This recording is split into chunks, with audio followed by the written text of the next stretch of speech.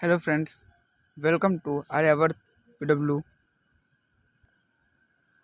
Today we are going to discussing about political science chapter number 2 that is federalism. इसका हम chapter का पूरा एक बार रिवीजन नोट्स देखने वाले हैं। So let's start our chapter. Federalism होता क्या है? फेडरलिज्म एक सिस्टम होता है गवर्नमेंट का जिससे पावर को डिवाइड किया जाता है सेंट्रल अथॉरिटी के बीच में और वेरियस जो कॉन्स्टिट्यूएंट यूनिट होती हैं कंट्री की उनके बीच में पावर्स को डिवाइड किया जाता है। एक फेडरेशन में 2 लेवल्स ऑफ गवर्नमेंट होनी ही चाहिए और दोनों जो लेवल्स होती हैं गवर्नमेंट की ये इंडिपेंडेंटली अपने पावर्स का एंजॉय करना चाहिए। आगे चलते हैं क्या होता है। सेंट्रल फेडरलिज्म में होता क्या है? सेंट्रल गवर्नमेंट जो है तो दो होते हैं, एक प्रोविंशनल या फिर स्टेट गवर्नमेंट हो सकती है। ये मैनेज करेगी इशू रिलेटेड टू स्टेट और प्रोविंस से, और क्या होगा, मैनेज करेगी इशू पूरा कंट्री से रिलेटेड।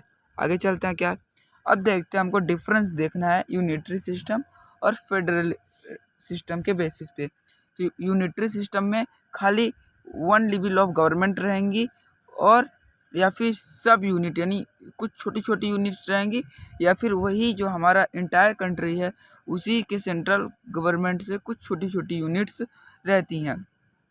लेकिन हमारा जो फेडरल सिस्टम है उसमें 2 और मोर लेवल्स ऑफ गवर्नमेंट होती हैं। सेंट्रल गवर्नमेंट जो है तो कोई भी ऑर्डर होगा वो पास करेगी प्रोविंशनल और लोकल गवर्नमेंट के द्वारा, जबकि सेंट्रल गवर्नमेंट जो है वो स्टेट गवर्नमेंट को ऑर्डर नहीं दे सकती है कुछ भी करने के लिए। बट जो हमारी यहीं पे यूनिटरी गवर्नमेंट है वो सेंट्रल गवर्नमेंट जो है तो वो ऑर्डर दे सकती है कि प्रोविंशनल और लोकल गवर्नमेंट को की करना क्या है। अब क्या होता है, जो सेंट्रल गवर्नमेंट होता है उसका सुप्रीम और सब एडमिनिस्ट्रेशन जो होते हैं ना वो खाली एक्सरसाइज करेंगे पावर जो गवर्नमेंट ने उनको दिया है, और ये जो पावर जो है इनसे कभी भी छीन ली जा सकती है। लेकिन जो स्टेट गवर्नमेंट में होता है तो स्टेट गवर्नमेंट में, फेडरल सिस्टम में स्टेट गवर्नमेंट में की खुद की अपनी पावर होती है और कुछ भी कर जो अपने स्टेट्स पे हमारी स्टेट गवर्नमेंट कुछ भी कर रही है तो उसको आंसर देने के लिए वो सेंट्रल गवर्नमेंट को आंसरेबल नहीं है। अब आगे चलते हैं, फेडरलिज्म के फीचर्स क्या क्या है। फेडरलिज्म में 2 और मोर लेवल्स ऑफ गवर्नमेंट होती हैं और डिफरेंट टायर्स होते हैं सिस्टम गवर्न करने के, और each tyre has its own, उसका ज्यूरिडिक्शन होता है। ज्यूरिडिक्शन यानी एरिया जिसमें जो हमारी गवर्नमेंट है जिस एरिया पे रूल कर सकती है लीगल अथॉरिटी के साथ पे, और साथ ही लॉ भी बना सकती है। तो in specific matters of legislation जो लॉ बनाता है, टैक्सेशन एंड एडमिनिस्ट्रेशन पे फेडरलिज्म की ये फीचर है। आगे चलते हैं क्या है फेडरलिज्म का और क्या फीचर है। जो एक्सिस्टेंस और अथॉरिटी जो है ऑफ ईच टायर की वो कॉन्स्टिट्यूशनली गारंटेड होती है। इसका मीनिंग क्या है, हर एक केवल ऑफ गवर्नमेंट की पावर और कितनी अथॉरिटी होगी या संविधान में दिया है। हर एक लेवल की जो गवर्नमेंट है उनकी पावर कितनी होगी, हर ये जो है तो हमारे संविधान में दिया गया है। द फंडामेंटल जो बेसिक है ऑफ कॉन्स्टिट्यूशन का वो गवर्नमेंट के लेवल को हम चेंज नहीं कर सकते हैं। ऐसा चेंज जो है वो रिक्वायर होता है कॉन्सेंस अप्रूवल के साथ, दोनों लेवल ऑफ गवर्नमेंट इसको जो है तो अप्रूव करें तभी हम कॉन्स्टिट्यूशन में कोई भी चेंज कर सकते हैं। आगे चलते हैं, और क्या, कोर्ट्स के बाद पावर होती है कॉन्स्टिट्यूशन को समझने की, और डिफरेंट लेवल्स जो होते हैं गवर्नमेंट की उनके पावर को इंटरप्रेट यानी सब बराबर करने की। रिवेन्यू के सोर्स जो होते हैं फॉर हर एक लेवल को क्लियरली स्पेसिफाई किया है फाइनेंशियल ऑटोनॉमी पे। Each tyre has its own jurisdiction over which ये है। आगे चलते हैं, फेडरलिज्म के फीचर क्या। फेडरलिज्म के दो ऑब्जेक्टिव होते हैं। Federalism has dual objective, that is first one is to safeguard and promote the unity of country and to accommodate the regional diversity। आगे चलते हैं, और क्या होता है, कमिंग टूगेदर और होल्डिंग टूगेदर के बीच में डिफरेंस है। तो two aspect are of federalism का है, तो mutual trust between government of different level, agreement to live together,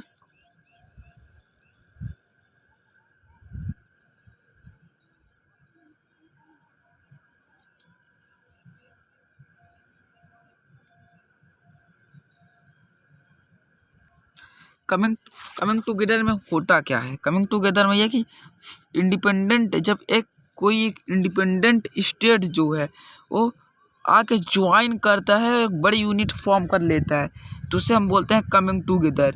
यानी बड़े बड़े छोटे छोटे जैसे स्टेट्स हैं उनको आपस में ज्वाइन करके एक अलग से यूनिट बना लेना, ये कहलाता है हमारा कमिंग टुगेदर। ऐसे ही होता क्या है कि जो हम स्टेट पे रह रहे हैं उसकी एक हमारी भी एक नेशनलिटी है, और जो बिगर यूनिटी बनी है एक उसकी भी यूनिटी है। ये होता है कमिंग टुगेदर में। इसका बेस्ट एग्जांपल हमारा स्विट्जरलैंड और ऑस्ट्रेलिया है। आगे चलते हैं। लेकिन होल्डिंग टुगेदर में जो होता है ना, एक हमारा लार्ज कंट्री ही डिवाइड होता है छोटे छोटे स्टेट में। जैसे हमारा इंडिया, स्पेन, बेल्जियम ऐसी कंट्रीज होती हैं। आगे चलते हैं। इंडिया को फेडरल बनाता कौन है? तो डिवीज़न, पावर का डिवीज़न इनटू लिस्ट और special status to some state, independent है जुडिशरी। और तो इंडिया को फेडरल बनाने के लिए जो हमारी लिस्ट है, तो वो लिस्ट क्या है? एक होता है यूनियन लिस्ट। इसमें इंक्लूड है सब्जेक्ट्स जैसे डिफेंस का हो गया, कंट्री, फॉरेन अफेयर्स के हो गया, बैंकिंग, कम्युनिकेशन, करेंसी, ऐसे जो हमारे सब्जेक्ट्स हैं वैसे। और यूनियन गवर्नमेंट जो है इसमें लॉ नहीं बना सकती है, इन दिस अकेले लॉ नहीं बना सकती है। आगे चलते हैं। स्टेट लॉ होता है, ये ऐसे सब्जेक्ट कॉन्टेंट्स करती हैं जो स्टेट के इम्पोर्टेंस के लिए हो, लोकल इम्पोर्टेंस, जैसे पुलिस को, ट्रेड हो गया, कॉमर्स, एग्रीकल्चर, इरिगेशन, ऐसे होता है। State government can make law, इसमें जो हमारी स्टेट गवर्नमेंट ही लॉ बनाती है। अब एक होता है कंकरेंट लिस्ट होती है। कंकरेंट लिस्ट ऐसे होती है जो हमारे कॉमन इंटरेस्ट के होते हैं, जो बहुत यूनियन और स्टेट गवर्नमेंट के होते हैं, government as well as state government. First in education, forest, marriage, union, ऐसे इसमें होते हैं।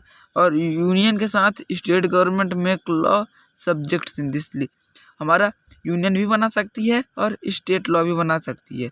इफ द कोई भी अगर जो कॉन्फ्लिक्ट डिस्प्यूट होता है स्टेट और सेंट्रल गवर्नमेंट में लॉ बनाने पर, तो जो हमारे यूनियन गवर्नमेंट लॉ बनाती है उस लॉ को फाइनल लॉ माना जाता है। आगे चलते हैं। एक होता है रेसिडुअरी लिस्ट ऐसी लिस्ट है जिसमें जब हमारा कॉन्स्टिट्यूशन बनाया गया था ना, तो ऐसी इंफॉर्मेशन टेक्नोलॉजी के हिसाब से कोई उस समय था नहीं, तो उनको छोड़ के एक नई सी लिस्ट बनाई गई थी, रेसिडुअरी लिस्ट, जिसमें कंप्यूटर्स हो गया, इंफॉर्मेशन टेक्नोलॉजी, आज की जो जनरेशन्स का पूरा उसमें है, जो कि सेंट्रल गवर्नमेंट के अंडर पे है। इससे रिलेटेड जो लॉ है वो हमारा सेंट्रल गवर्नमेंट ही बनाएगी। अब आगे चलते हैं क्या होता है। अब आता है स्पेशल स्टेटस है। कुछ जो हमारे स्टेट्स हैं ना उनके लिए कुछ स्पेशल स्टेटस है, जैसे आसम हो गया, नागालैंड, अरुणाचल प्रदेश और मिज़ोरम है, ये इंजॉय करते हैं पावर के साथ। आर्टिकल 371 पे इसका पूरा वर्णन किया गया है कि किस स्टेट को कितना स्टेटस दिया गया है, कितनी उसके पास पावर है। तो आर्टिकल 371 के अंदर जो है ना, आर्टिकल 371 के अंदर नॉर्मल पर्सन वहाँ पे लैंड और हाउस बाय नहीं कर सकते हैं। नॉर्मल पर्सन वहाँ पे हाउस और लैंड बाय नहीं कर सकते हैं।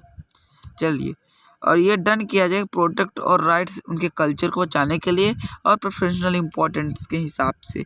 यहाँ पे इंडियंस जो हैं वहाँ के परमानेंट रेसिडेंट नहीं है ना, तो वहाँ पे लैंड और हाउस नहीं खरीद सकते हैं।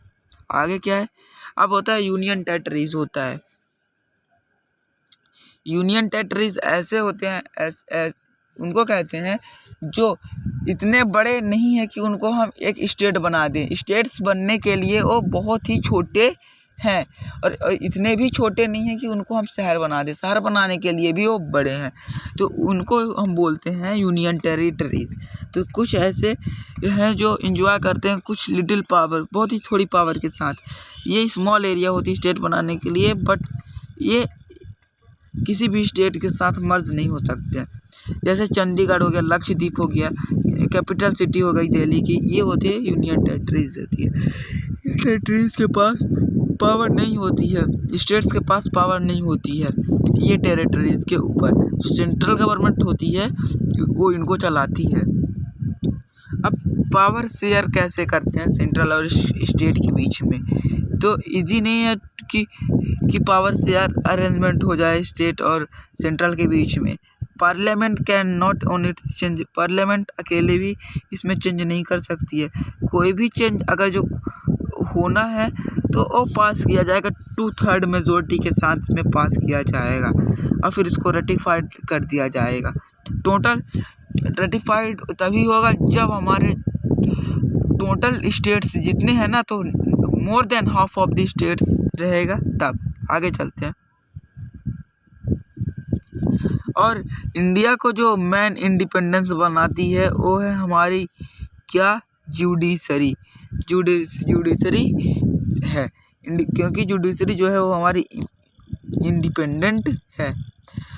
कोई भी अगर जो डिस्प्यूट होता है डिवीज़न ऑफ पावर के डिविजन्स को लेके, तो सुप्रीम कोर्ट जो है वो अपना डिसीजन बताएगी। आगे तो फेडरलिज्म प्रैक्टिस कैसे किया जाता है, तो फेडरलिज्म प्रैक्टिस किया जाता है कैसे, लिंग्विस्टिक स्टेज पे किया जाता था।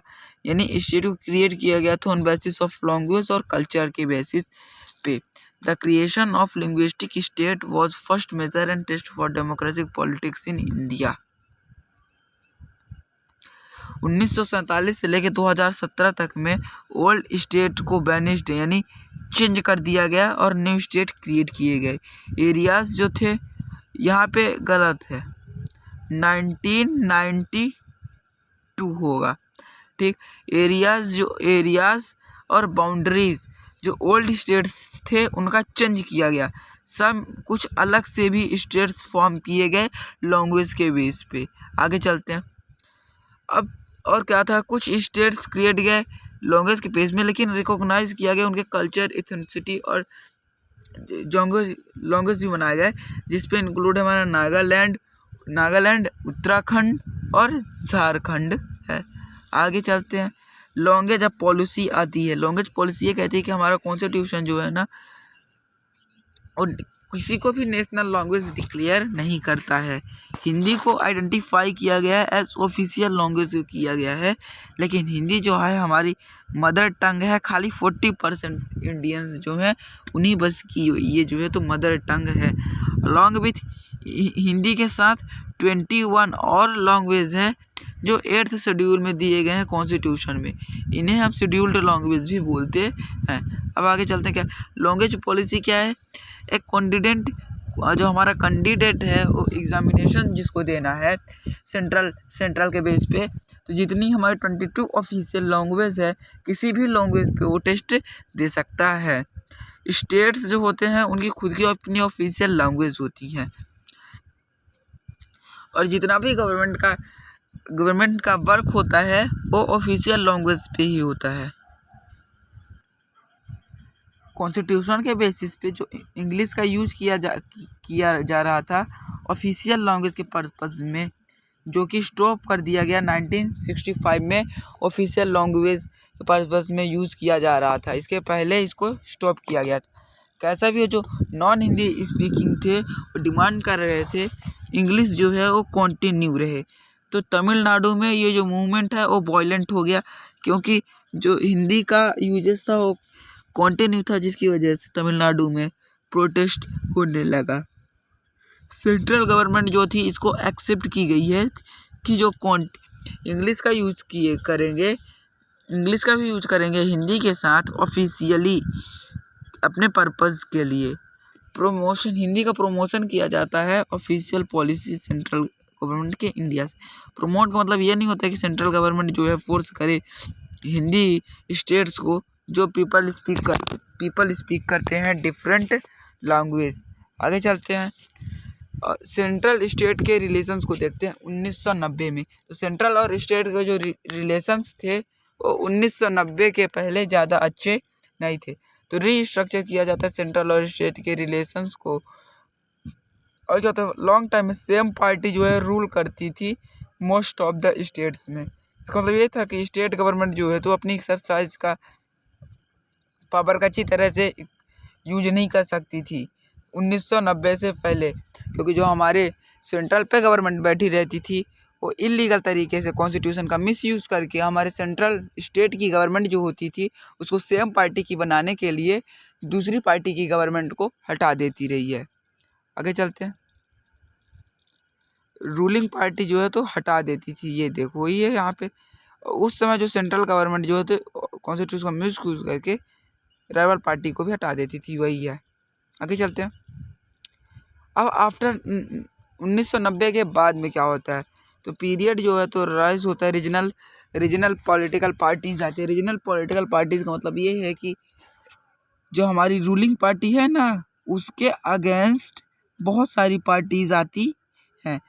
ये बिगनिंग किया जाता, कोएलिशन गवर्नमेंट भी आती है। कोएलिशन गवर्नमेंट ऐसी होती है कि गवर्नमेंट फॉर्म बने 2 और मोर पार्टी की सेंटर पे।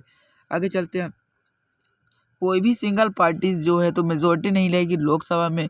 मेजर नेशनल पार्टीज जो है इंटर करेंगी अलायंस में with many parties including several region, जिसको हमारी गवर्नमेंट फॉर्म होगी सेंट्रल में।